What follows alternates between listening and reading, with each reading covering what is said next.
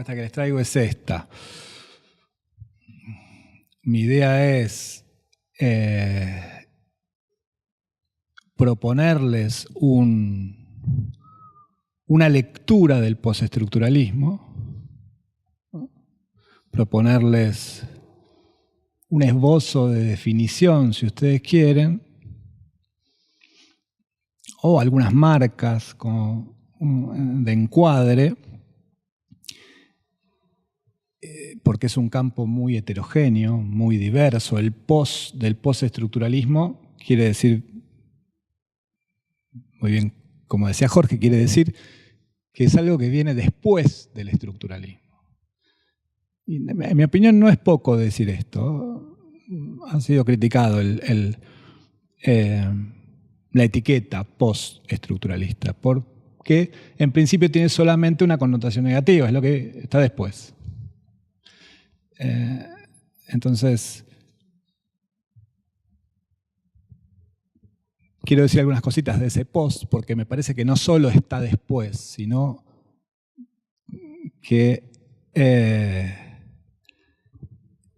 si hay un campo teórico que se puede llamar postestructuralismo, si existe algo como eso, o si un determinado número de textos, no de autores, de textos pueden ser leídos como postestructuralistas, es porque en esos textos se produce de diversas maneras lo que se puede llamar un atravesamiento del estructuralismo, ¿no?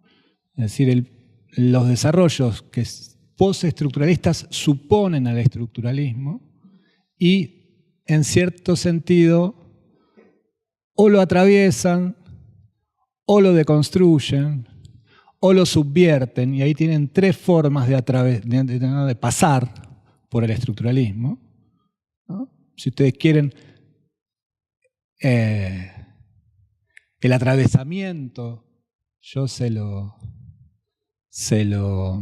adjudicaría a Deleuze y a Foucault, la deconstrucción, por supuesto, a Derrida, y la subversión a Lacan, fundamentalmente. Hay otros autores, ¿no? Hay otros autores importantes.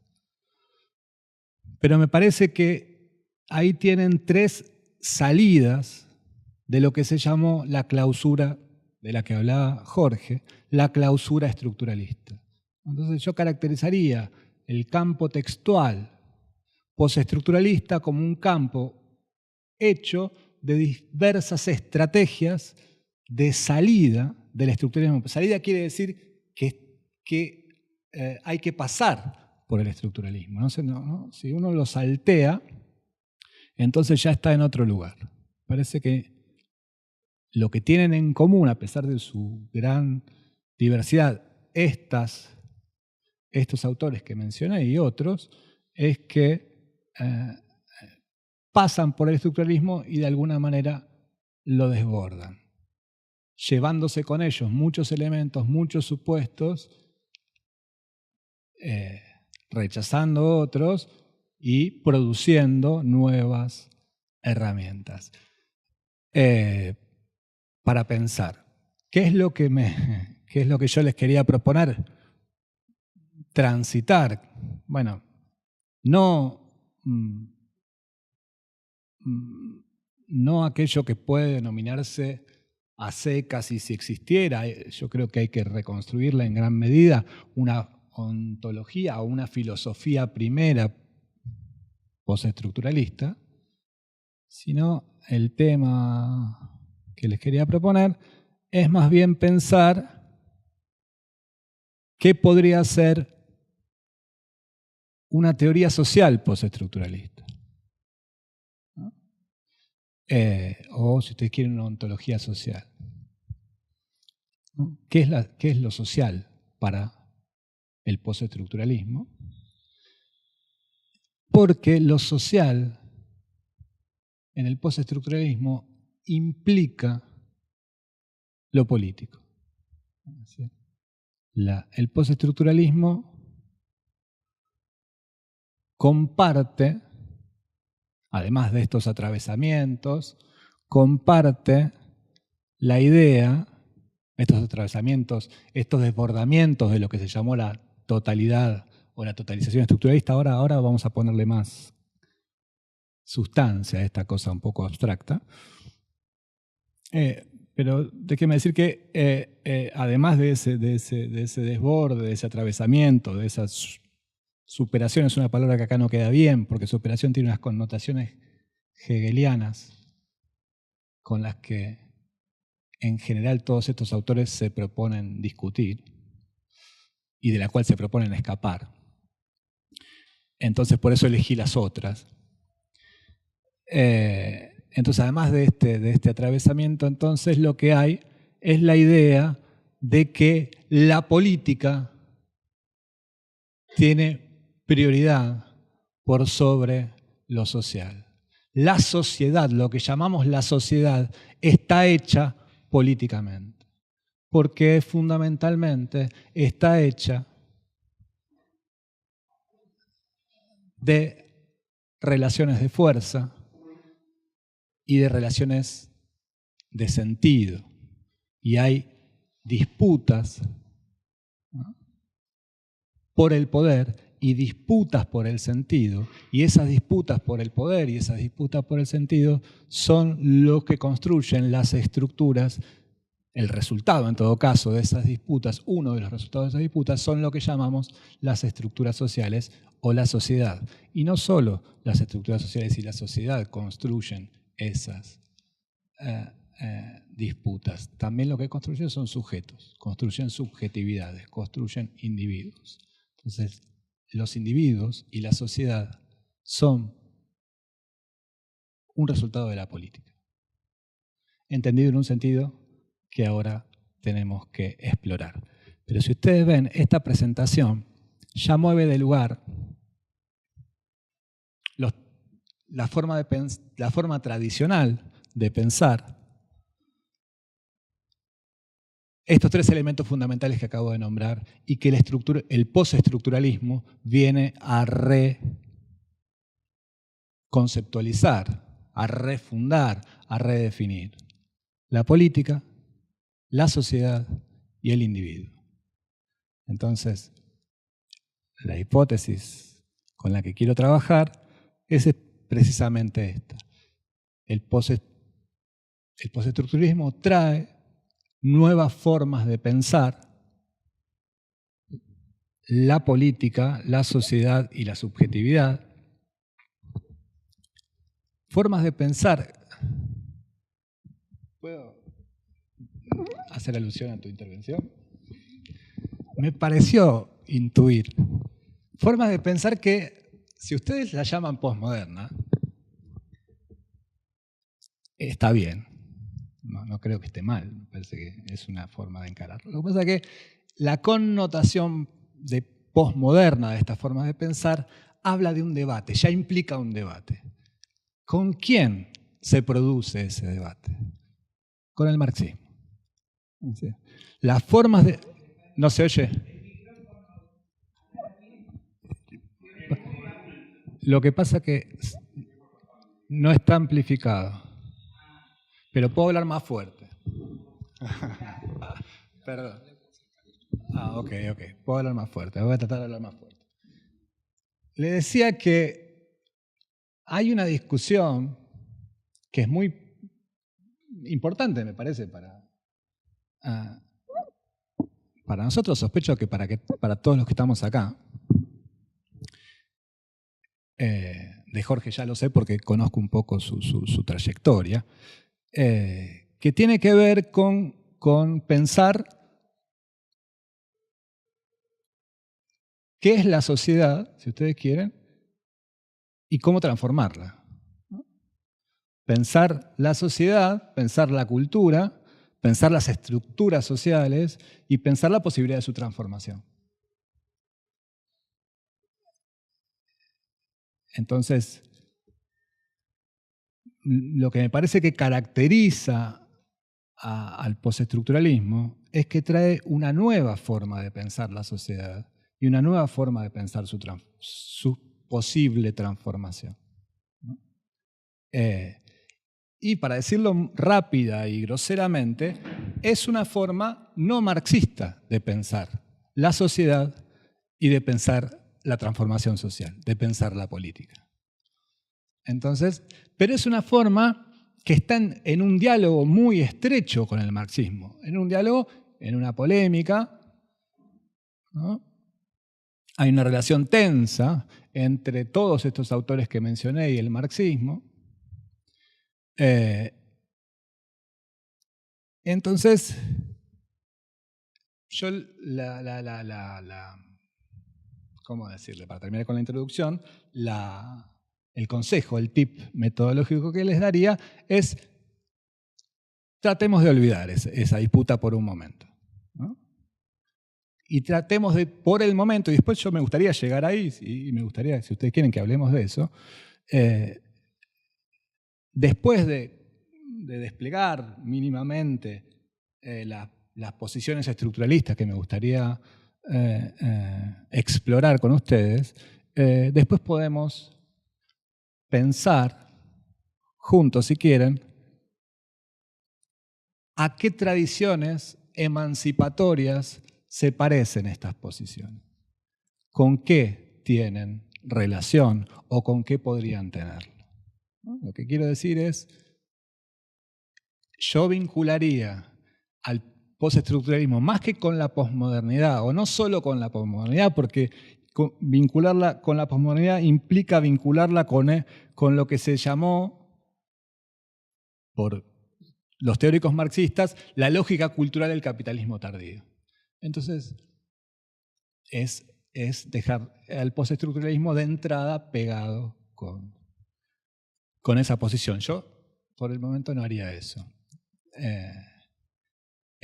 Más bien, trataría de pensar con qué otras tradiciones no marxistas, emancipatorias, estas posiciones se vinculan.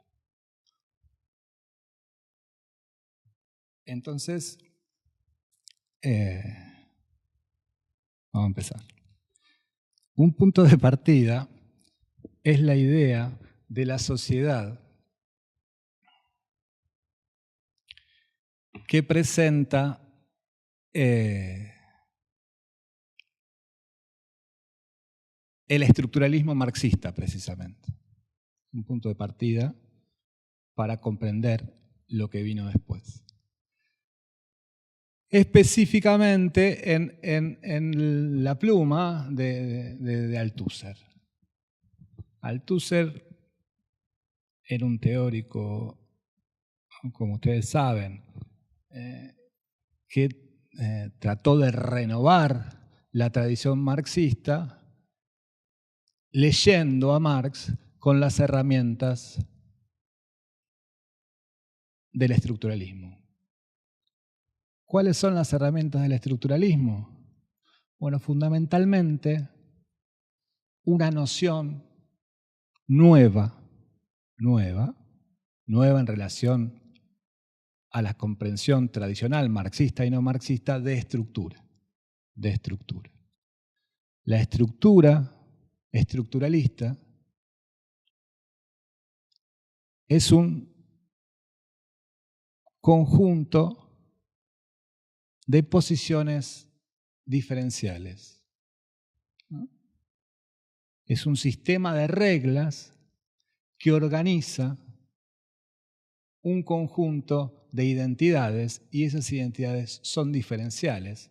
Esto quiere decir que remiten fundamentalmente una a la otra al interior del mismo sistema.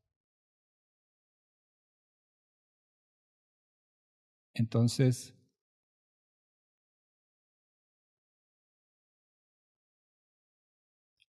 este modelo de estructura remite a lo que se llamó el modelo de la lengua, ¿no? Que viene de Saussure. Saussure es el que crea, inventa, produce esta nueva noción de estructura. Entonces, ustedes fíjense lo que dice Saussure de la lengua y del lenguaje. Saussure dice, tenemos que estudiar el lenguaje. porque era lingüista. Entonces, ¿qué es el lenguaje? ¿Cómo podemos hacer del lenguaje un objeto? Hasta ahora, dice Saussure, los lingüistas vienen estudiando los idiomas, vienen estudiando su historia, vienen estudiando sus características, pero nadie se hace la pregunta fundamental, ¿qué es el lenguaje? Si ustedes lo piensan, si ustedes ven, esta es una pregunta fundante, es la pregunta fundante de una ciencia, la lingüística estructural. Pero a mí me parece que es una pregunta ejemplar. Nosotros podemos pensar, nosotros podemos hablar de política, podemos hablar de sociedad, podemos hablar de cultura, podemos hablar de individuos y de grupos, sin nunca jamás preguntarnos ¿qué es la política? ¿Qué es la sociedad? ¿Qué son los individuos? Esa pregunta, por los elementos, nos lleva a pensarlo todo de vuelta. Y nos lleva también a saber una cosa que sabía San Agustín, cuando decía algo así como, todos sabemos lo que es el tiempo hasta que nos preguntan qué es el tiempo. ¿No? Es una cosa muy fácil y cuando uno la tiene que definir es prácticamente imposible de definir. Es muy difícil, ¿no? Entonces, me parece que con la sociedad, la política pasa lo mismo. Por eso yo quería insistir con este abordaje que se puede llamar, si ustedes quieren, elemental, ¿no? Entonces, empecé por Saussure y por el concepto de estructura de Saussure, porque para el estructuralismo, o más bien porque el estructuralismo piensa a la sociedad, a los conjuntos sociales, con el modelo de la lengua, con el modelo de la lengua de Saussure. Pero no solamente piensa la sociedad con el modelo de la lengua, da un paso más. El estructuralismo es un paso traumático, es un paso confuso, pero lo da. Y afirma una cosa más en relación a la lengua. Afirma que es la lengua, o es el lenguaje, la infraestructura de lo social. La sociedad es una producción, o la sociedad está estructurada, si ustedes quieren, como una lengua. Es decir, toda sociedad, todo conjunto social es un sistema de reglas que produce posiciones diferenciales al interior de ese sistema. Y más, estoy siendo abstracto, lo sé, ahora denme un minuto y ahora voy a tratar de dar ejemplos. Y más, y para terminar con el modelo. Entonces, toda sociedad, todo conjunto es un sistema de reglas que produce posiciones. Es como un juego. Es como un juego. El modelo es el del juego también. El fútbol. ¿Qué es el fútbol? ¿Cuál es la estructura del fútbol? La estructura del fútbol son sus reglas, no son sus componentes, no son sus elementos materiales. Es un conjunto de reglas que dispone jugadas y que dispone posiciones. Entonces, ¿qué posiciones tiene? Arquero, defensores, mediocampista, delantero.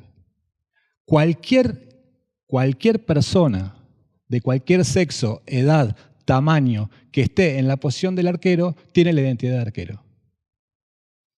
¿Eso qué quiere decir? Que la identidad que ese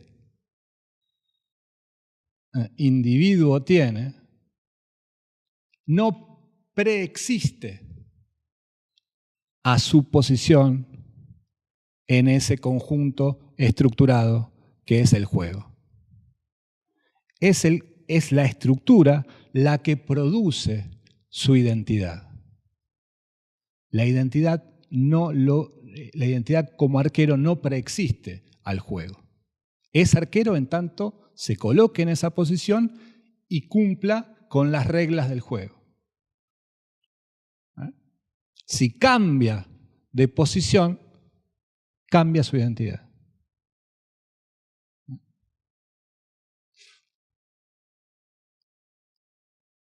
Para el estructuralismo, todas las identidades van a ser identidades de posición. Al principio el estructuralismo dice, bueno, son identidades materiales e identidades de posición al mismo tiempo. Y va a terminar diciendo, no, son todas identidades de posición.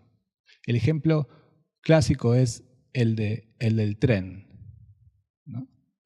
El tren que va de Buenos Aires a La Plata, ¿qué es? ¿No? ¿Cómo se define? ¿Cómo uno lo identifica? Bueno, el tren, ¿y en qué es distinto de otro? Uno dirá por sus características materiales. Y el estructuralismo contesta no. Se define por su posición en relación a los demás elementos del mismo sistema. El tren que va de Buenos Aires a La Plata, me olvidé de decirle un dato importante, a las 5 de la tarde, se define porque no es ni el tren que va de Buenos Aires a San Martín a las 5 de la tarde, ni el tren que va de Buenos Aires a La Plata a las 5:30 de la tarde. Aunque materialmente el tren cambie, el tren que va de Buenos Aires a La Plata a las 5 de la tarde es siempre el mismo. Y su identidad no es material. El tren puede cambiar los pasajeros, pueden cambiar el guarda, puede cambiar el conductor, y sin embargo el tren mantiene su identidad porque su identidad se la otorga no la materia, sino ese sistema de posiciones que es un sistema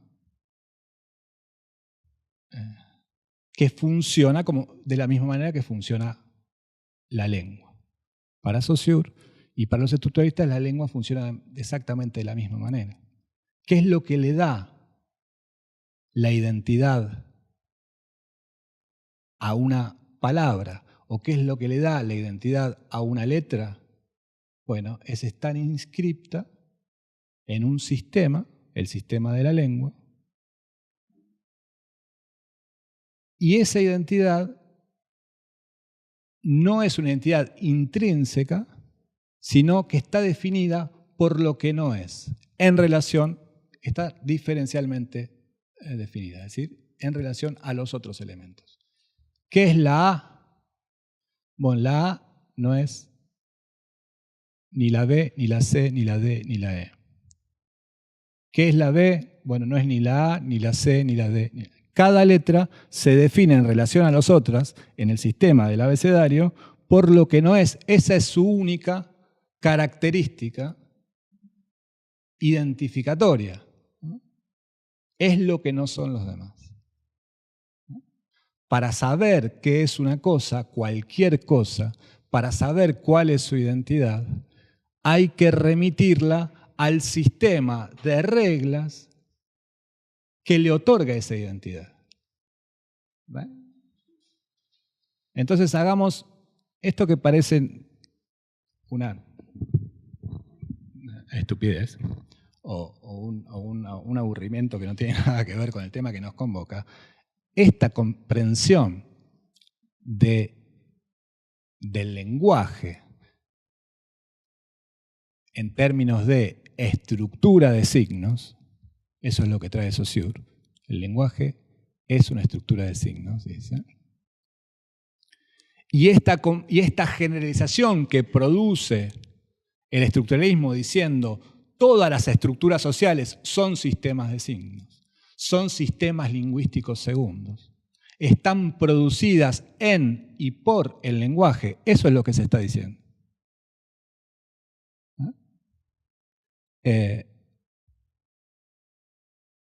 Tiene consecuencias de todo tipo, Tiene consecuencias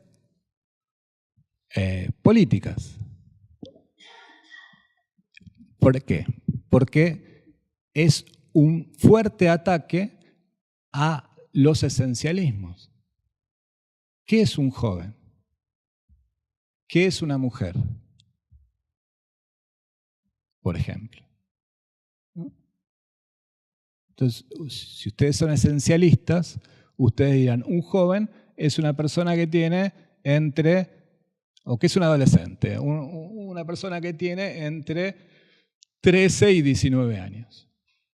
Es decir, un cuerpo, lo definirían, uno tendería a definir a la adolescencia por una esencia biológica. El cuerpo de determinada edad, eso es un adolescente.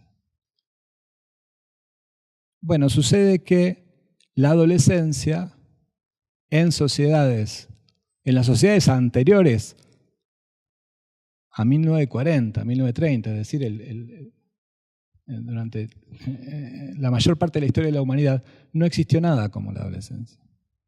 No había adolescentes. Lo que había era niños, adultos y viejos. Es el sistema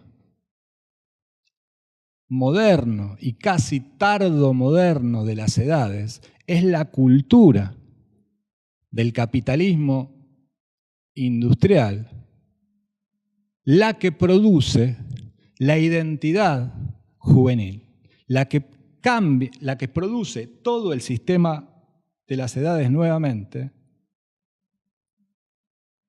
incorpora una pieza más porque han cambiado las reglas y ahora ser joven, ser viejo, ser niño es otra cosa.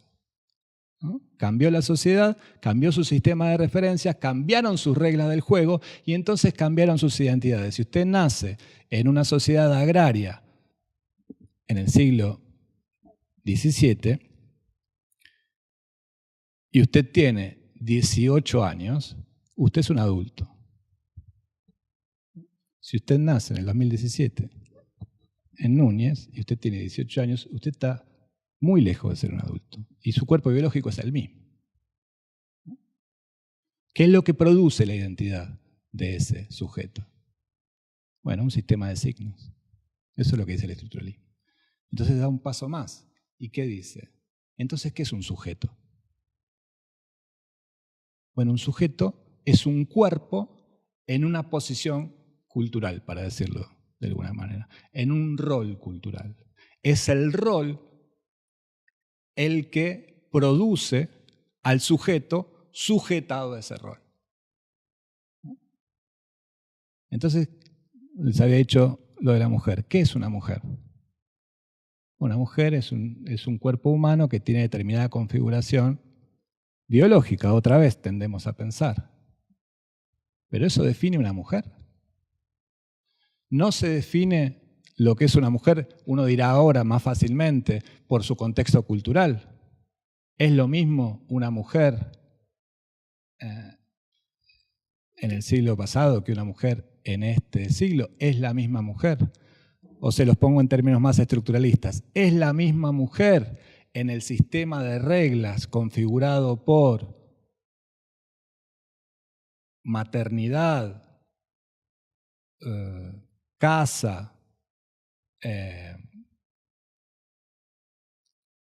cuidado del marido, y el marido definido como aquel que está vinculado al trabajo, a la no casa y al ser cuidado, es la misma mujer esa la que se socializa, para decirlo rápidamente, en ese sistema cultural, en ese sistema familiar, que la mujer que está inscripta en la serie militancia, trabajo,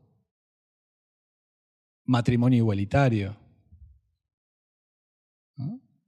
Divorcio. Y es el mismo hombre el que participa de ese mundo cultural. El hombre también es otro. ¿Por qué? Porque hombre y mujer se definen diferencialmente, uno respecto del otro. De la misma manera que que todos los otros signos. Entonces, una cultura pasa a ser, una sociedad pasa a ser un sistema de signos, que produce la subjetividad de los cuerpos a los que socializa. El cuerpo no traería ninguna información identitaria, por así decirlo. No habría ninguna definición esencial de lo que es un hombre, de lo que es una mujer, de lo que es un joven, de lo que es un adulto, de lo que es justo, de lo que es injusto, de lo que es bueno, de lo que es malo, de lo que se puede, de lo que no se puede, etcétera, etcétera, etcétera. Entonces, ven que pasamos de la idea que a lo mejor ustedes traían en la cabeza, que es una idea decimonónica, de la sociedad como un conjunto de individuos, o si ustedes eran marxistas, o lo son, de la sociedad como un conjunto de estructura económica y superestructura jurídico-política e ideológica, ¿no?, a una sociedad entendida ahora más bien como una cultura. El nombre del conjunto social ahora es cultura. ¿Por qué? Porque la vida social es la vida que produce el sentido. Las estructuras sociales son estructuras de sentido. Y esa es su función principal para el estructuralismo, dar sentido. ¿Por qué? Porque no hay ningún sentido que venga con el cuerpo. El cuerpo no trae ningún sentido consigo. No trae ninguna definición. No trae ni de sí mismo ni de los demás. Entonces el modelo que les decía, que es el modelo donde Althusser resume esta posición, y la resume, aunque no lo crean, en un contexto marxista, es el siguiente. Para Althusser,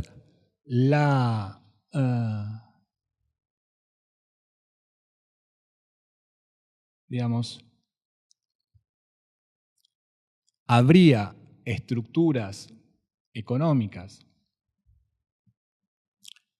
y estructuras ideológicas, ¿no?, y la reproducción de las estructuras económicas se produciría en parte en el campo de la economía y en parte, y acaso fundamentalmente, en el campo de la ideología o, podemos decir, de la cultura. ¿Por qué? Bueno, porque tanto los obreros como los patrones, para decirlo vulgarmente, según la vulgata marxista, tanto los obreros como los patrones son constituidos como sujetos por los distintos sistemas ideológicos. Los distintos sistemas ideológicos, y ahora la palabra ideología hay que generalizarla, hay que usarla como sistema de signos, hay que usarla como lengua, ¿no? La religión es una ideología, una estructura ideológica para Althusser. La familia es una estructura ideológica. La nacionalidad. ¿Ven? Hay distintas estructuras ideológicas que dice Althusser, y las ideologías políticas son, por supuesto, estructuras ideológicas. Y Althusser, ¿qué dice Althusser? Interpelan a los individuos constituyéndolos en sujetos. Entonces, la estructura ideológica familia patriarcal interpela a los individuos desde que nacen y les dice que es un hombre, que es una mujer, que es un papá, que es una mamá, que es un hijo. Y siempre, por supuesto, le dicen que es un buen hombre, una buena mujer, un buen papá. Son estructuras normativas, valorativas, en la que los individuos, ven cómo cambia la noción de sujeto acá. El sujeto ya no es más el sujeto de la acción, sino es un sujeto sujetado a esas estructuras. Así como te educaron a vos, así sos. Eso está diciendo Althusser. Vos no eras de ninguna manera antes de que te eduquen. O eras de muchas maneras, eras de múltiples maneras posibles. Esas posibilidades quedaron reducidas a las que conocés. Las que conocés son las que te constituyen, las que te dan tu identidad. Yo soy hombre como hay que ser hombre. Mujer como hay que ser mujer. Cuando esas estructuras se conmueve todo mi ser. Porque esa estructura cultural es lo que me hace ser precisamente. Ese sistema de diferencias vive dentro mío y da sentido al mundo que habito, construye el mundo al que habito. ¿No? Me lo deja ver, me dice qué son las cosas, qué soy yo. ¿No? Y ahí ya tienen otro dato interesante. Si todo esto es verdad, la crítica, que no digo que sea tuya, la crítica al discursivismo, por llamarlo de esta manera, porque si ustedes ven, son todas construcciones discursivas, lingüísticas, ¿no? Discursivas más que lingüísticas, ¿no? Es un conjunto de definiciones, un conjunto de sentidos estructurados, eso es una cultura. Esa cultura ritualiza, produce rituales, ¿no? Donde esos sentidos se inscriben en el cuerpo de los sujetos a los que esa cultura de esa manera produce como sujetados a sus propias reglas. El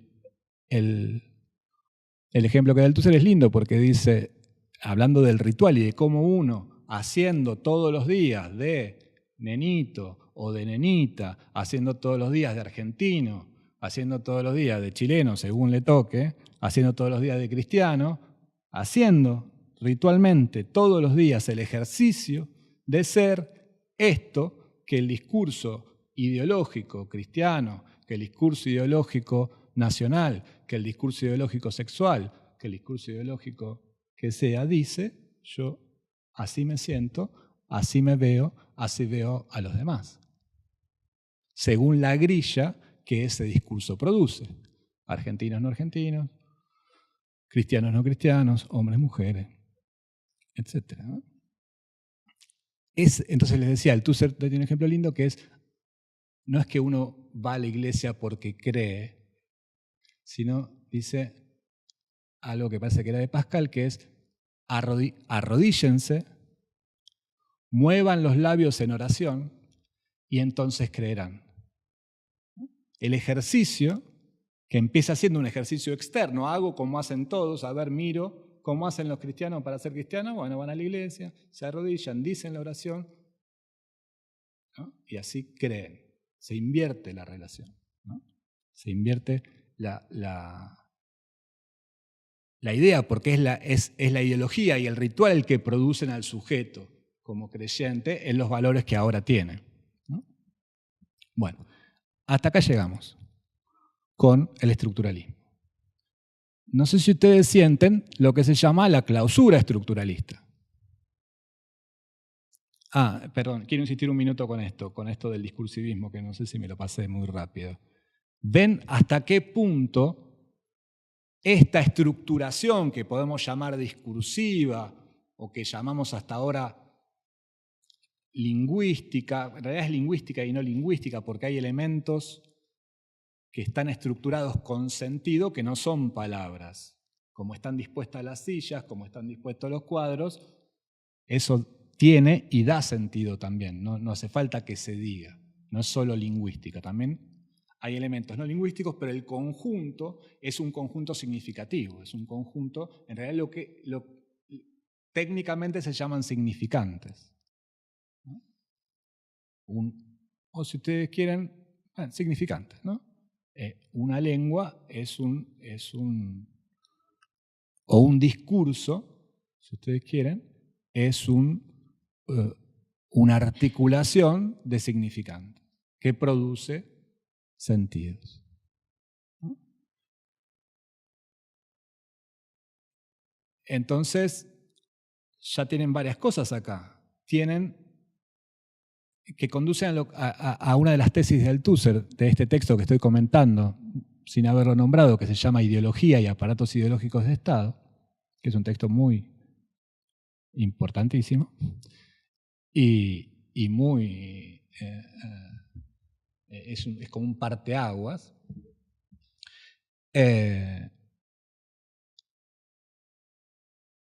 Y es esto, es la tesis de que la ideología tiene existencia material. ¿Esto qué quiere decir? Que el discurso, lo que habitualmente se entiende como superficial, como inmaterial, como secundario respecto a la materialidad de las cosas, el discurso tiene existencia material. Y si ustedes apuran el argumento, y así lo hace el estructuralismo y el postestructuralismo, apuran el argumento, lo profundizan, van a terminar diciendo, en realidad, los objetos, lo que vemos, sentimos, interpretamos como objetos, es producido por el discurso. Esto que les decía recién. Y es producido de esta manera. Es producido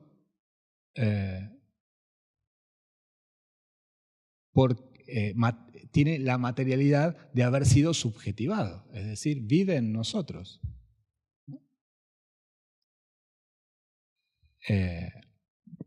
Entonces existe, es material. Lo que nosotros no vemos, no entendemos, no sentimos, no existe, no es material.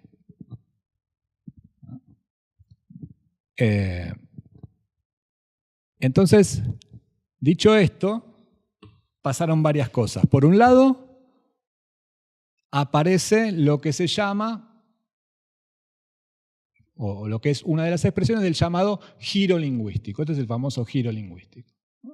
Se empieza a pensar el lenguaje, se empieza a ver, se postula la centralidad del lenguaje y se postula la materialidad del lenguaje.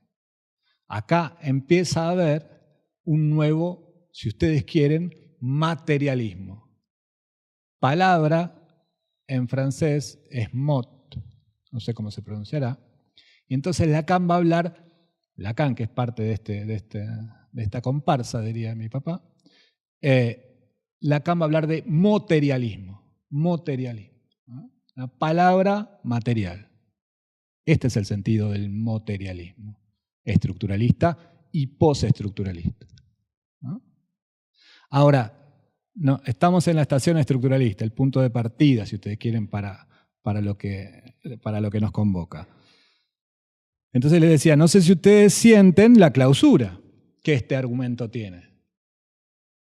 Por un lado trae un montón de cosas nuevas. Trae la idea de que toda identidad es relacional, por lo tanto no hay identidades esenciales, por lo tanto todas las identidades son culturales, por lo tanto tendrían que estar sujetas a una disputa por el sentido, por lo tanto son mutables, históricamente cambiables. Hay ahí un atisbo, ¿no?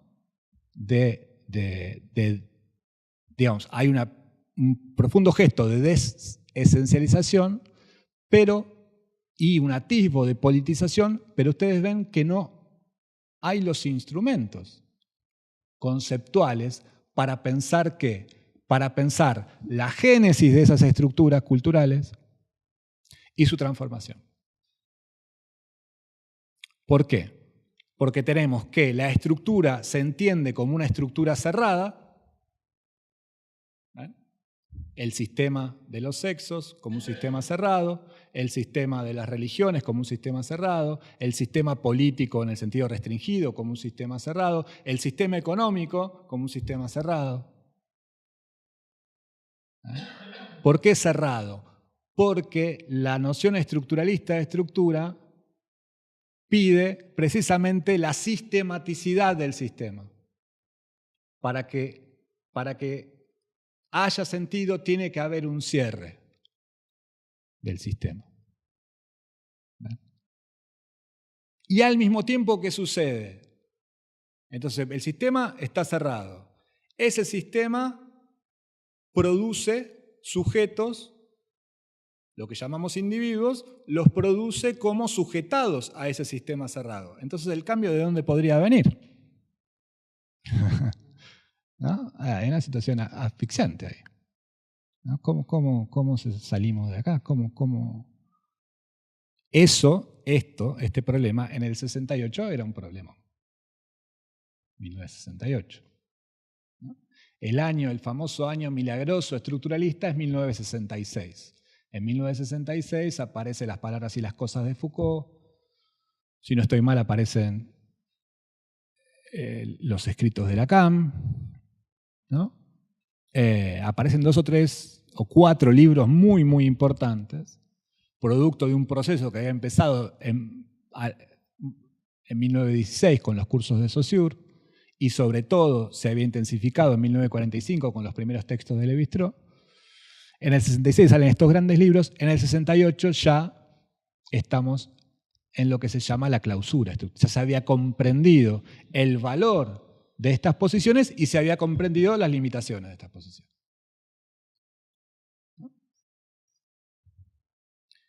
Y era urgente, siempre es urgente, pero además era coyunturalmente urgente pensar la transformación social. Era 1968, necesitamos filosofías, necesitamos teorías, necesitamos conceptos que nos ayuden a pensar qué es lo que pasa y que nos ayuden a transformar lo que pasa. En un sentido emancipador, en un sentido crítico, etc.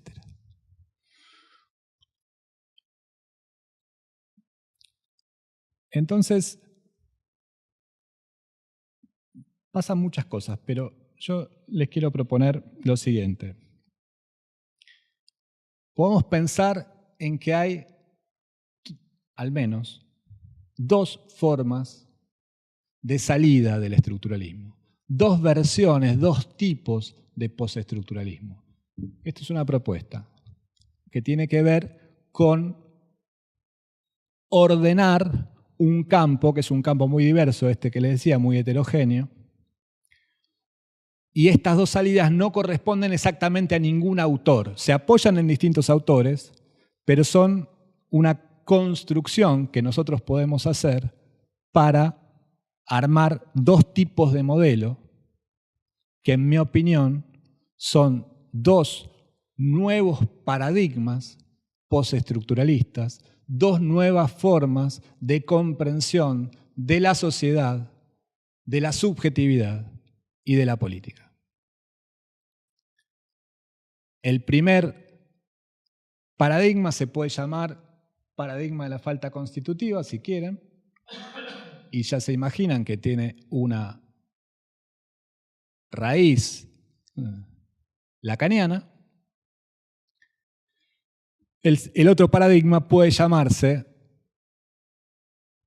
tal vez, paradigma de la diferencia infinitesimal,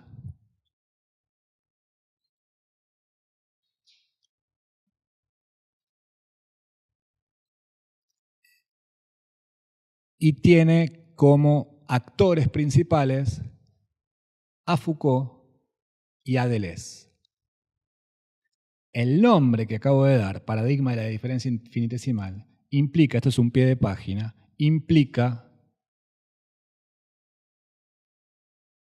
una impronta fuertemente deleuziana. Es decir, vamos a leer a Foucault a través de Deleuze, porque en mi opinión es Deleuze el que tiene una posición paradigmática más comprensiva, más general, y entonces permite acomodar mejor las posiciones, los elementos fundamentales de ese paradigma, de esa forma de ver, ¿no?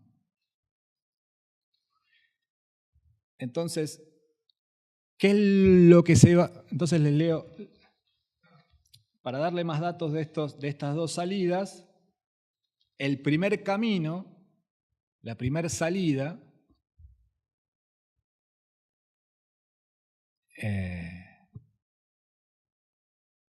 implica los desarrollos postestructuralistas de Lacan, implica las lecturas de Lacan que hacen, por ejemplo, y fundamentalmente, Ernesto Laclau, Zizek y en gran medida Butler, Judith Butler. Esto algunos lo llaman, a este combo, algunos lo llaman la izquierda lacaniana. Es una lectura de Lacan que se llama a sí mismo, o se ha llamado, o se puede llamar también post-marxista. En mi opinión, en un ejercicio similar a lo que yo les propuse en relación al postestructuralismo. Es post-marxista, ¿por qué? Porque supone el marxismo y lo atraviesa. Y si ustedes quieren, lo desborda, y algunos dicen que lo subvierte. Entonces, para ser muchísimo más específico, uno puede decir hasta post-althuseriana, es decir, nos paramos de vuelta en este modelo althuseriano que les acabo de describir y vemos qué pasa, cómo la izquierda lacaniana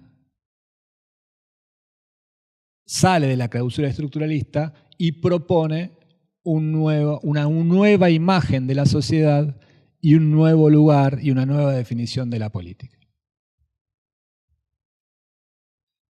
Vamos a hacer eso primero y después vamos a hacer lo mismo con Deleuze-Foucault y termino.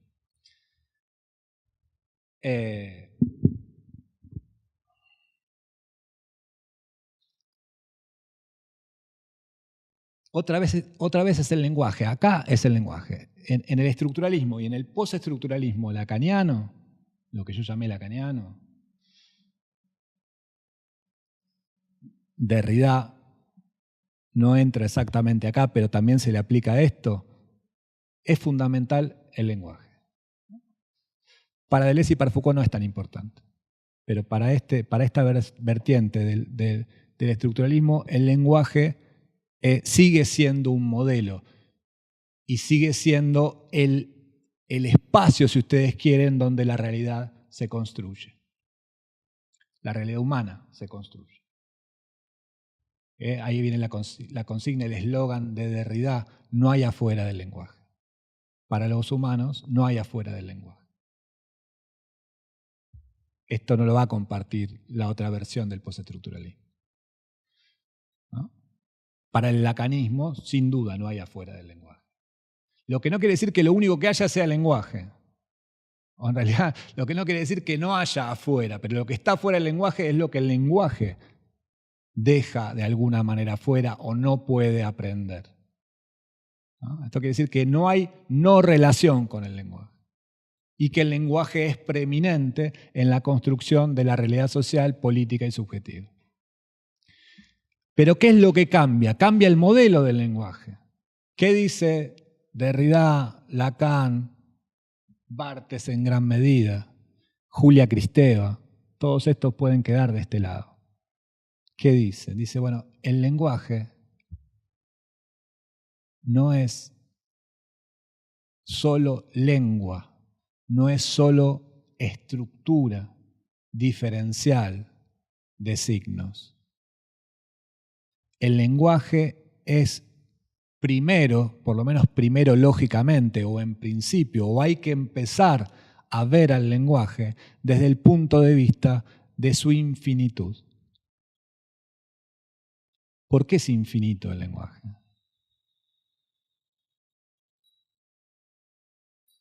Bueno, porque entendido como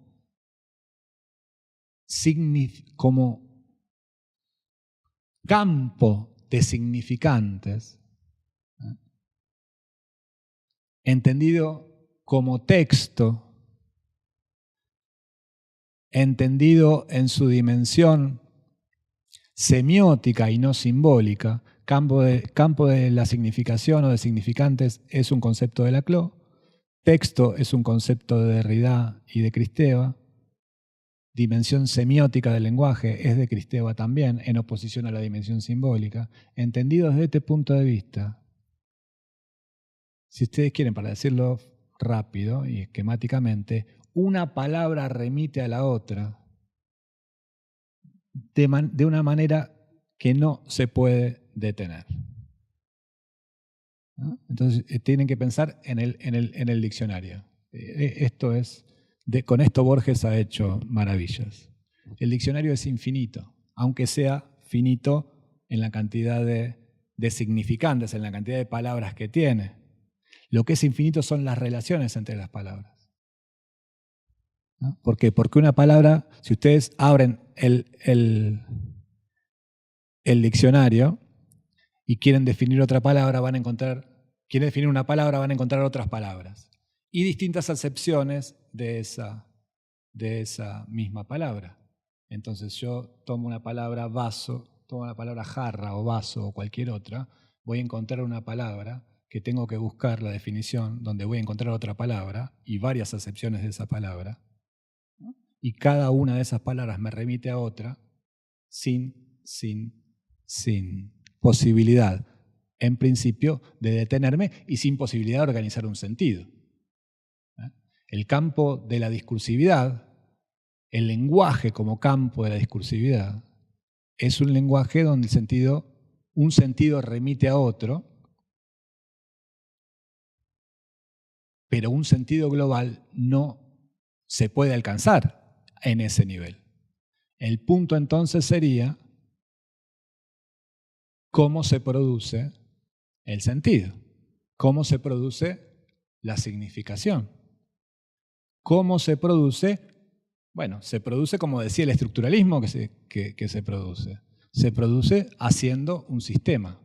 En ese mar, en ese magma, en ese océano sin límites de la significación, si ustedes ven, es el lenguaje de la psicosis, es el lenguaje de la esquizofrenia, es el lenguaje donde una palabra remite a otra, y el sentido se desmorona. El sentido, ¿no? Donde todas las líneas del lenguaje conducen a todas las demás.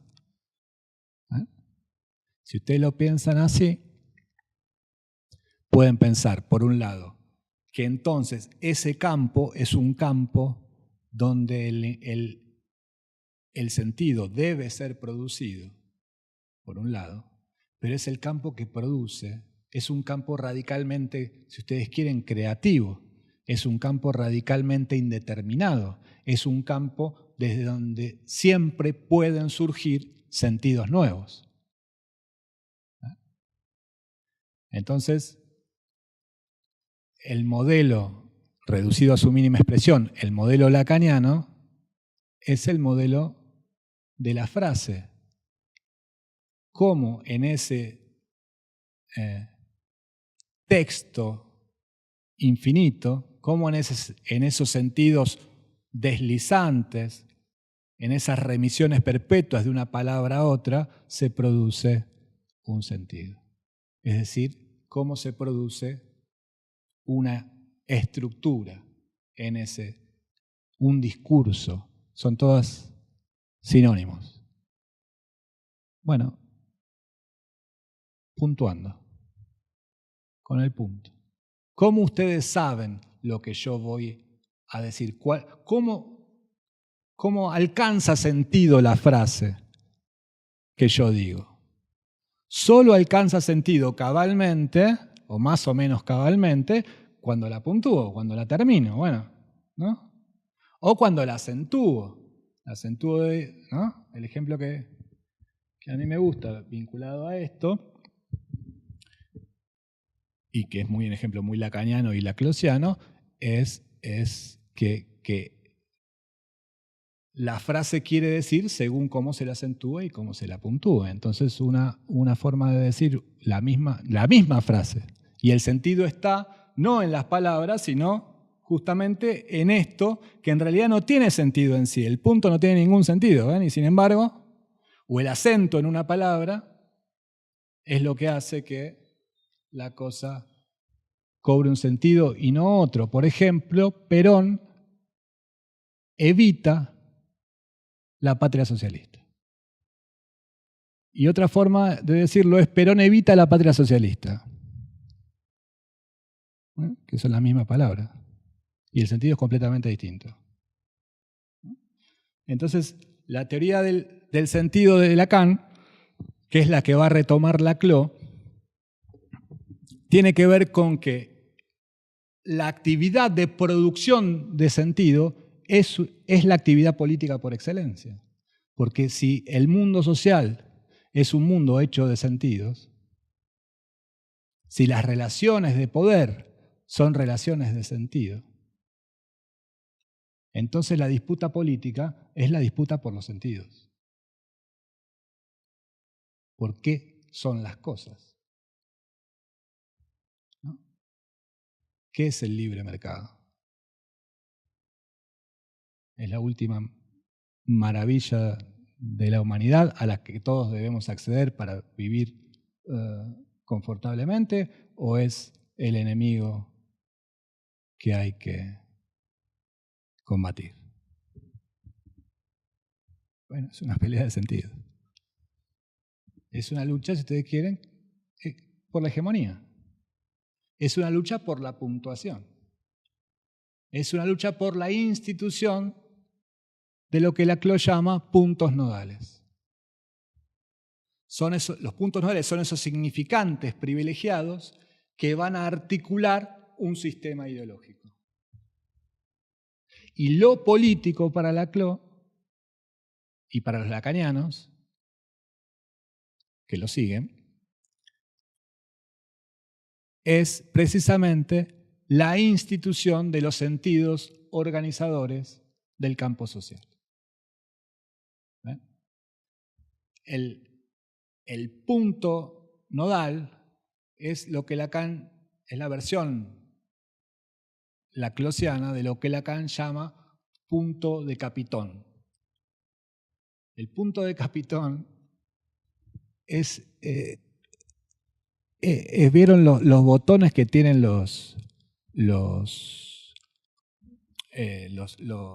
se llama? Los sillones, ¿no? Entonces, si ustedes piensen en un puff, ¿no? El lenguaje, el mundo social como un puff, ustedes se sientan y se desmorona, se derrama, no tiene forma. Para que tenga forma hay que capitonarlo, hay que darle consistencia en determinados lugares, ¿no? Ponerle ese punto.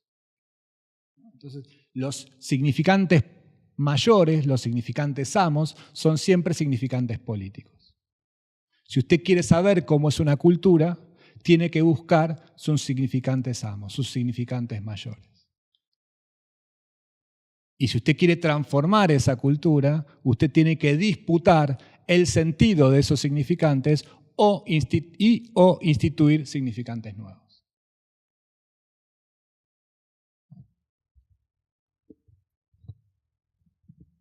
Entonces ahí ustedes ya tienen un modelo que les permite pensar la génesis de las estructuras sociales y su transformación. Y siempre, y en este sentido, adquiere valor la frase que la política es primera respecto de la sociedad. Habitualmente, ¿qué es lo que tendemos a pensar? Tendemos a pensar que la política es una actividad segunda. La política está después de la sociedad está constituida, tiene sus grupos, sus individuos, sus clases, etc. Y después esas clases, esos individuos, esos grupos hacen política. Bueno, acá la política es una actividad no de superestructura, como en este modelo, sino de infraestructura. La política o lo político es la infraestructura de la sociedad. ¿Ven el desplazamiento que hice? En el estructuralismo, la lengua era la infraestructura de la sociedad, pero era un sistema cerrado. Cuando decimos lo político es la infraestructura de la sociedad, estamos diciendo algo que es postestructuralista, es decir, esos sistemas lingüísticos segundos que son las instituciones, esos sistemas lingüísticos segundos que son las ideologías, se producen en un campo abierto, ¿no? Sin fondo, sin fundamento, donde la lucha es por articular sentidos y que esos sentidos se vuelvan dominantes. Es una lucha por la hegemonía. Entonces Laclau reconfigura de modo postestructuralista la noción de hegemonía de Gramsci. ¿Ven? En ese sentido también es postmarxista, no solo porque es postalthuseriano, sino también porque es postgramsciano, si ustedes quieren. Toma la categoría de hegemonía de Gramsci y la lingüisteriza, para usar una palabra que usaba Lacan, la lingüisteriza. Si tienen 10 minutos de paciencia, les digo el otro combo, que es distinto. Pero tengo que decir una cosita más de este para que, a ver si después se pone picante, mejor. Porque la cosa sería así, este paradigma, esta nueva forma de pensar la sociedad y la política, y la sociedad como un producto de la política, implica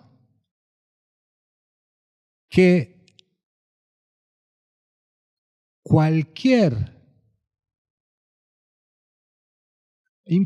no hay actores preconstituidos, sujetos preconstituidos antes de esa articulación de sentido,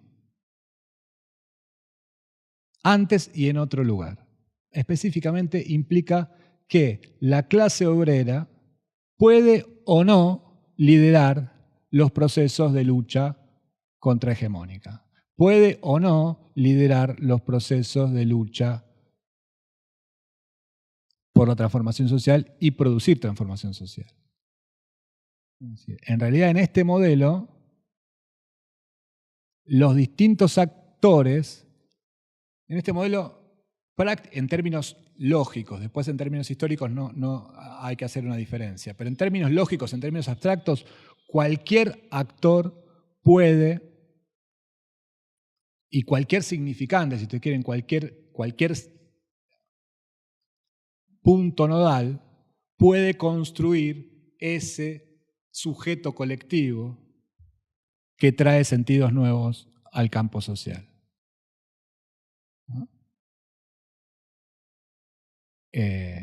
No hay como en el marxismo tradicional, un actor social que está predestinado de alguna manera a liderar ese proceso, y si ese actor social nunca se despierta, ese proceso nunca llega. Acá no, acá hay lo que se llama populismo. Es decir, ese sujeto colectivo es un pueblo, no una clase. La clase puede o no puede, depende y no sería acaso lo más importante, o los sujetos sociales en tanto identidad de clase pueden jugar un rol en la construcción de ese pueblo o no.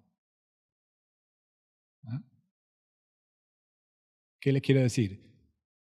El proletariado, ¿qué sería en este modelo?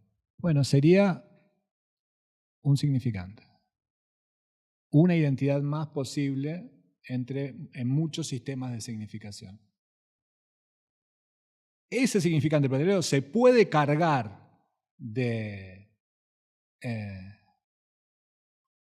puede hegemonizar un campo y sumar estudiantes,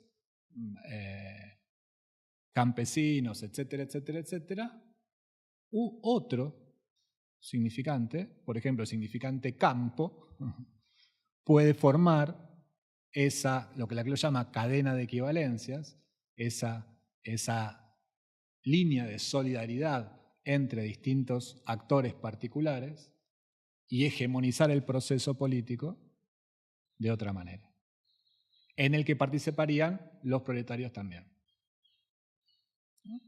Es decir,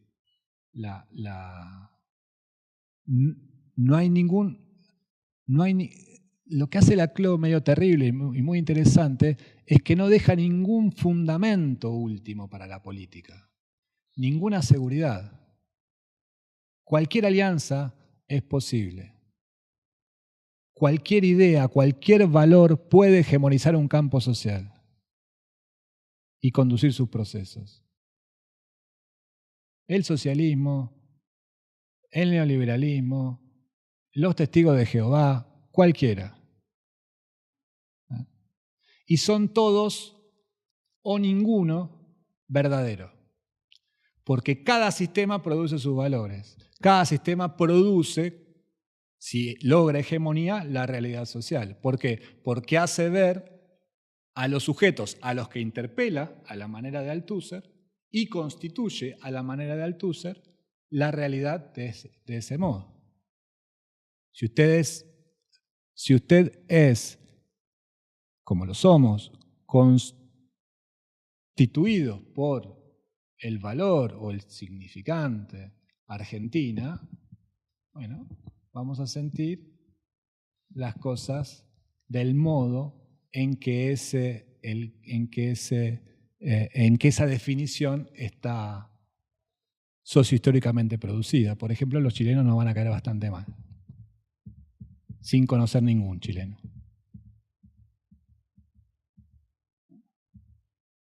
Ya está todo dicho a la manera de Althusser, entonces ¿qué hacemos? Porque ya está, no, justamente como lo que sucede es que el sistema de significaciones construido de esta manera nunca puede estar cerrado, es un sistema abierto. El discurso es siempre un sistema que solo puede detener parcialmente el flujo de la significación. Es decir, sí, los argentinos y los chilenos nos llevamos mal porque los chilenos nos robaron la Patagonia. Ese es un discurso. Se puede construir otro discurso. Bueno, no, mira, lo que pasó es diferente. Lo que pasó es que hubo distintas oligarquías a las cuales les interesó hacer fronteras nacionales, las cuales disputaban entre ellas las fronteras nacionales, mataban a los indios que estaban a los dos lados de la frontera, que además eran los mismos, o se consideraban los mismos. Hay otro discurso articulado de otra manera, un discurso contrahegemónico, que produce otro tipo de subjetividad y otros actores sociales.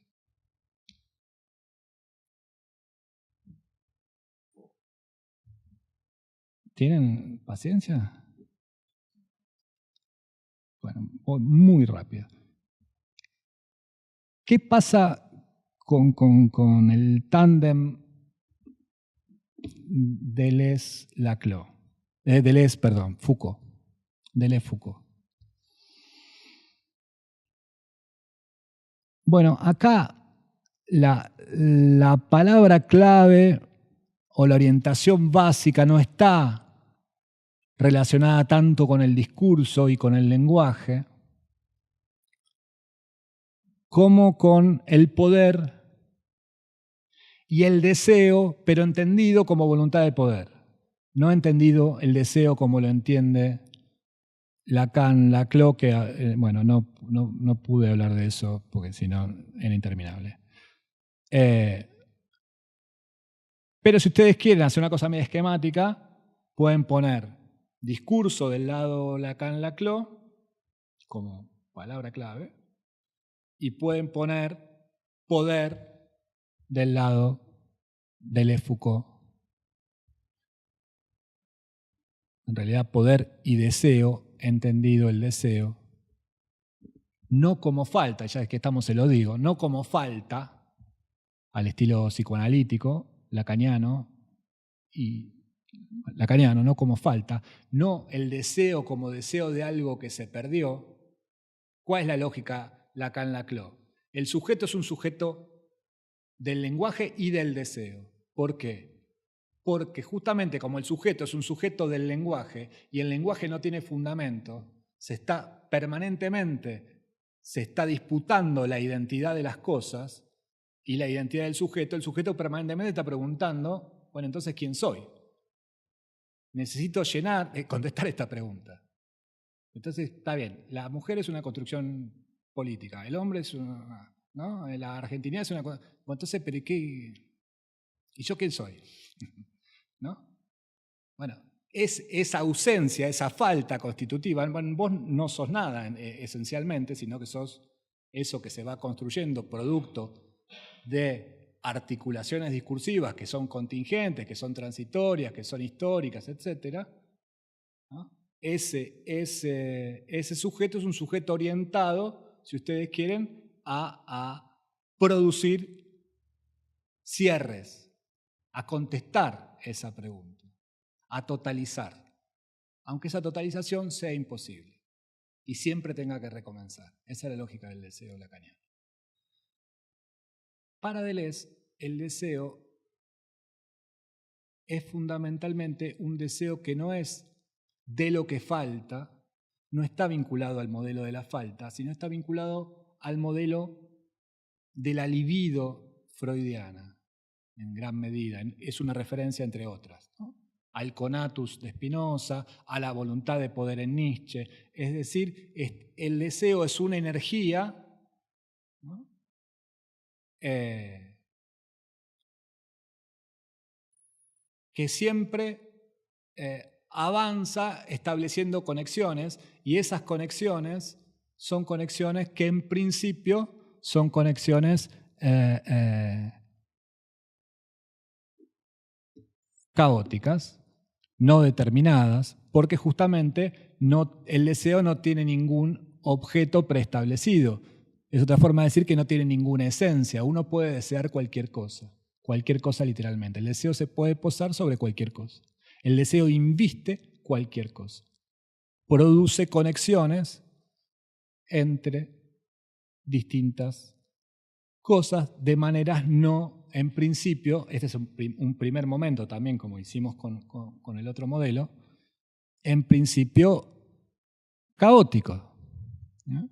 Deleuze habla de cuerpos sin órganos, habla de deseo maquínico. Quiere construir con Guattari una teoría del deseo maquínico. Este deseo maquínico es un deseo que hace máquina, se pone a funcionar y hace máquina con cualquier cosa, ¿no? Que siempre está fugando, que siempre se está yendo hacia hacia otro lugar o hacia ninguno, ¿no? Entonces,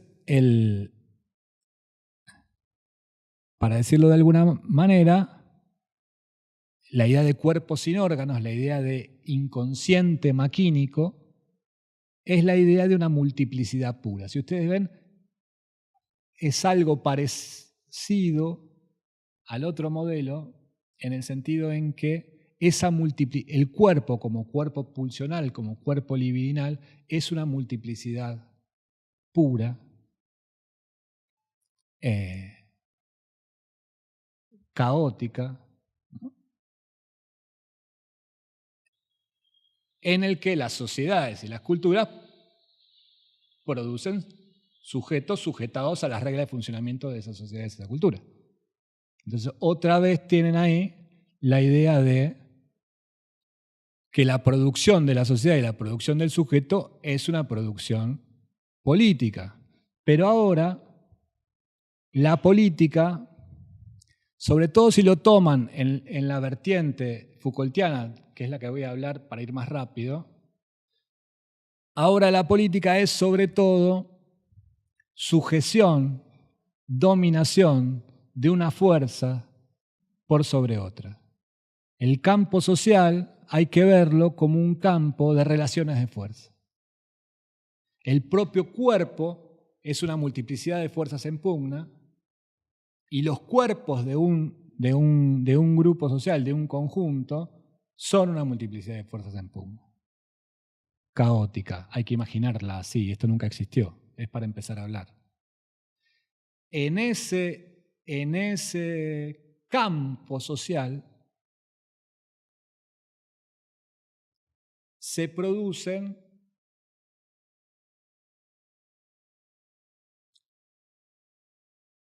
ese campo social, que es un campo de relaciones de fuerza o de relaciones de poder, hay que producir ciertas estabilizaciones, ¿no? Cierto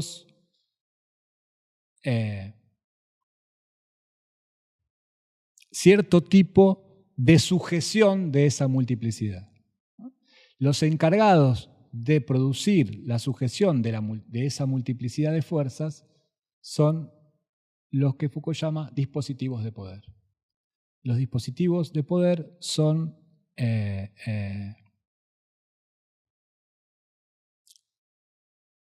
máquinas, si ustedes quieren, de producir cuerpos.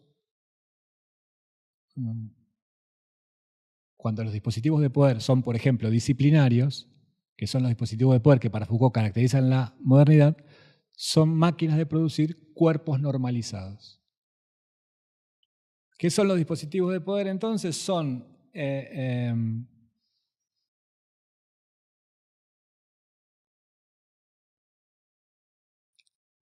sistemas compuestos de elementos heterogéneos y son sistemas que no totalizan a sus partes. Entonces ahí ustedes ven que la palabra dispositivo, en Deleuze esto se llama agenciamiento. Cuando escuchen dispositivo y agenciamiento, no son distintos, tienen distintas características, pero tienen una característica en común, la más importante, que es que son sistemas hechos de elementos heterogéneos y son sistemas que no totalizan a sus elementos. Si no estuviéramos todos tan cansados, insistiría un poco más sobre esto, pero les quiero mostrar la definición de Foucault de dispositivo. Acuérdense que está reemplazando la idea de sistema de totalidad estructuralista, la idea de sistema cerrado, ¿no? Y además ese sistema cerrado está hecho de elementos homogéneos. Acá el dispositivo es un sistema, si ustedes quieren, abierto, hecho de elementos heterogéneos. ¿Qué sería esto? Sería lo siguiente. Lo que trato de indicar con este nombre, el de dispositivo, es en primer lugar un conjunto resueltamente heterogéneo, un conjunto, pero que hace sistema, que funciona, que incluye discursos, instituciones, instalaciones arquitectónicas, decisiones reglamentarias, leyes, medidas administrativas, enunciados científicos, proposiciones filosóficas, morales, filantrópicas, brevemente, lo dicho y también lo no dicho. Estos son los elementos de un dispositivo. Un dispositivo es un sistema que tiene determinados objetivos. El objetivo principal de cualquier dispositivo es ordenar una multiplicidad de cuerpos, y diría, en general, como son dispositivos disciplinarios o dispositivos de control, que son los dos tipos de dispositivos modernos de los que habla Foucault, es ordenar y jerarquizar, ¿no? Una multiplicidad de cuerpos, es decir, construir una sociedad, construir un grupo, construir una cultura, con sus definiciones, con sus jerarquías, ¿no? Cuyo sustrato son las relaciones de poder. Esos dispositivos, esto seguramente ustedes lo saben, a diferencia de los aparatos ideológicos de Estado de Althusser, los aparatos ideológicos de Estado de Althusser, ¿qué ventaja tenían frente al modelo marxista clásico?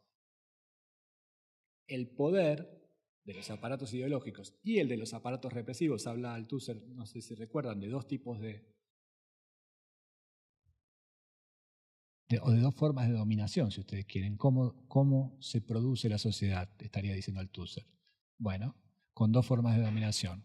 Con la dominación de la fuerza y con la dominación de la ideología. Entonces, ¿qué más dice Althusser? Dice, bueno, hay aparatos ideológicos y aparatos represivos. Estos andan diseminados por toda la sociedad. La escuela es un aparato ideológico de Estado, la familia es un aparato ideológico de Estado, la universidad, etc. La policía es un aparato represivo del Estado, el ejército es un aparato represivo del Estado, los jueces son un aparato represivo del Estado, entonces andan diseminados por toda la sociedad, dice Althusser. Hay que olvidarse de esa idea marxista de que el poder está arriba, en un solo lugar, y se ejerce de arriba hacia abajo. El poder está diseminado. En esto Foucault es un alumno de Althusser, porque además Foucault es alumno de Althusser. Si ustedes ven los dispositivos de poder para Foucault, ¿cuáles son? Bueno, la escuela, el hospital, la fábrica, están diseminados por todo el campo social, no están arriba, concentrados en el Estado y desde el Estado dominan. Dice Deleuze sí, también lo dice, y Foucault dicen, hay que cortarle la cabeza al rey en la teoría política. Esto quiere decir, hay que dejar de pensar así. Hay que dejar de pensar que el poder está arriba y en lo alto y lo tiene alguien, Macri, Cristina, y lo tiene todo, y lo tiene completamente, y lo ejerce desde arriba. El poder es una red de relaciones, o más bien, el campo social está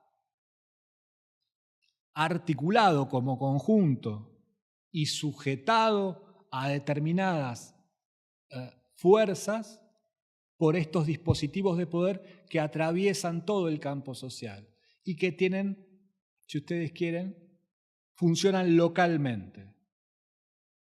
Después, esos dispositivos que funcionan localmente pueden enlazarse entre sí.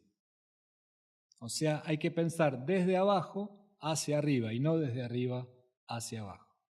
Entonces les quería decir esto y termino con esto. Entonces, ¿pero cuál es la diferencia con Althusser? Bueno, justamente es que Althusser, a pesar de haber diseminado el poder por todo el campo social, a pesar de hablar de multiplicidad de aparatos represivos de Estado y de hablar de multiplicidad de aparatos ideológicos de Estado, los volvía a reunir todos en una totalidad que estaba sostenida en la economía.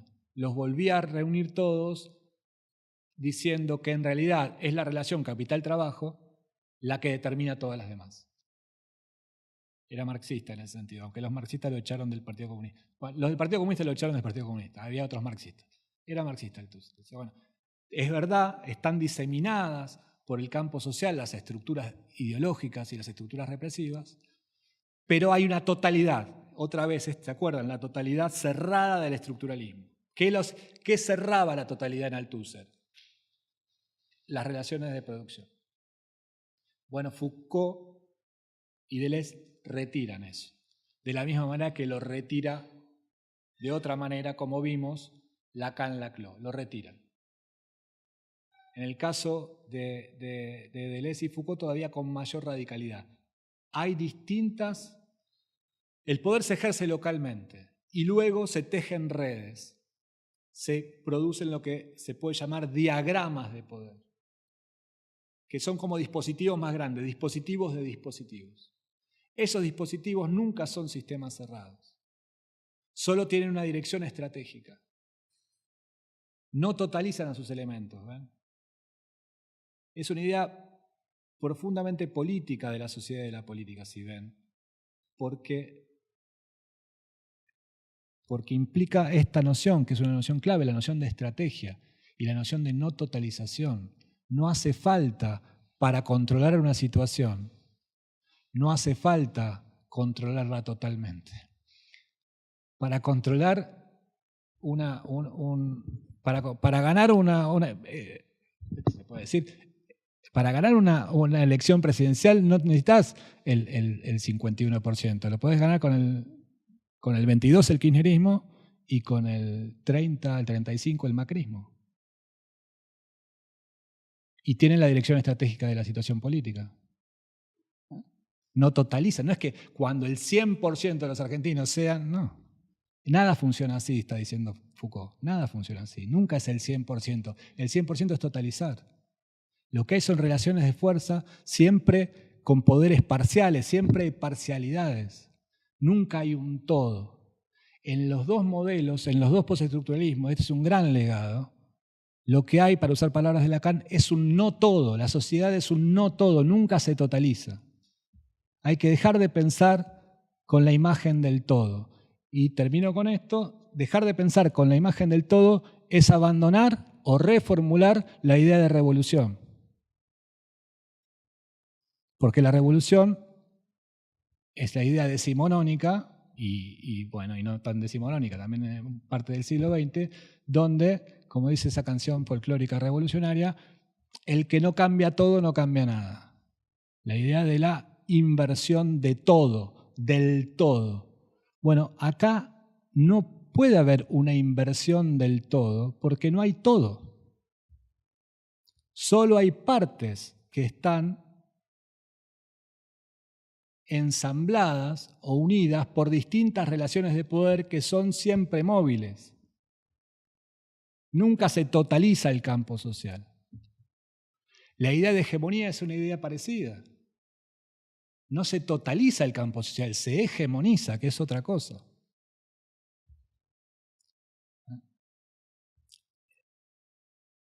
No sé si ven. Entonces tienen, de un lado, en Laclau, la idea de que la emancipación viene por vía de la construcción de un pueblo, es decir, por la producción de nuevas hegemonías o de contrahegemonías, y por el lado de Deleuze-Foucault, la transformación viene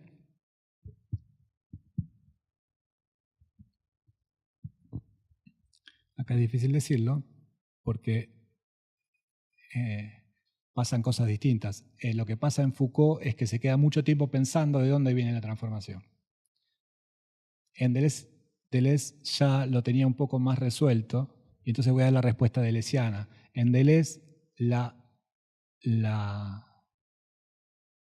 transformación viene de la producción o de la invención de nuevos agenciamientos, de nuevos dispositivos, de nuevas formas de combinación, ¿no? Que no están en contra de un orden total, porque ese orden total no existe, sino que más bien lo lateralizan, están al lado. Lo que hay que hacer es salir.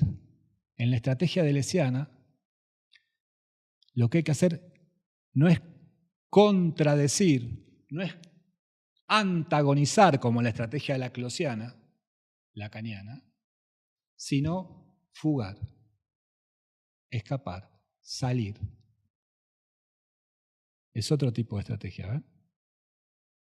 Una propone, si ustedes quieren, incluye entre sus estrategias políticas la toma de posiciones del Estado, la representación, la formación de partidos políticos, la producción de nuevas hegemonías. Esta es una vía, la clausiana.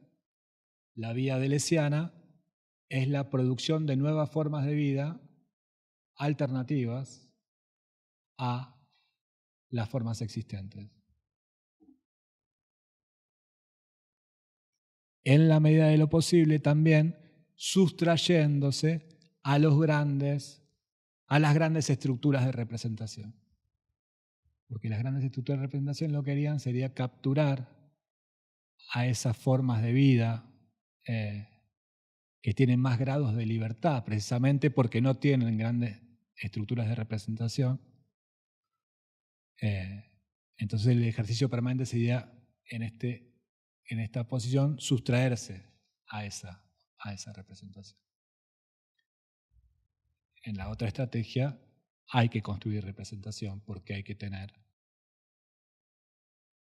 significantes políticos, significantes hegemónicos, ¿no?, que representen a esa totalidad, que si bien es imposible, hay que tratar de formar. Esta es populista, esta es anarquista. Para ser muy grosero, o para ser un poco menos grosero, esta formulación teórico-política tiene aires de familia, se nutre y nutre a tradiciones nacional populares, y esta otra formulación teórico-política tiene aires de familia, se nutre y nutre a tradiciones autonomistas, libertarias, sin perjuicio de que pueda haber nuevos cruces.